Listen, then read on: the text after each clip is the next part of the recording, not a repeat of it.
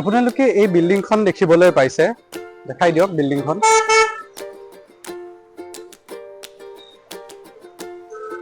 এই বিল্ডিংখন আমি ধুনীয়াকে প্লেনিং কৰি বনোৱা হৈছে আৰু আজি এটা কথা গ্যাৰাণ্টিত ক'বলৈ পাৰিম যে এই বিল্ডিংখন ভূমিকম্প দিলেও একো নহয় ফিউচাৰত। আৰু এই গ্যাৰাণ্টিটো কোনে দিব? এই গ্যাৰাণ্টিটো দিব মেথছ আৰু সায়েন্সে। যিহেতু আমি সাইন্টিফিক আৰু ইঞ্জিনিয়াৰিং নলেজ লগাই আমি এই বিল্ডিংখন গঢ়িছো, মেথমেটিকেল ইকুৱেশ্যন লগাই আমি এই বিল্ডিংখন নিৰ্মাণ কৰিছো, তাৰ বাবে আমি এইটো পুৰা গ্যাৰাণ্টিত ক'ব পাৰিম যে এই বিল্ডিংখন ভূমিকম্প দিলেও আগলৈ একো নহয়।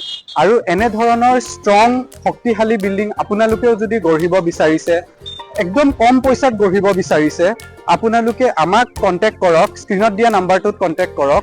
ধন্যবাদ।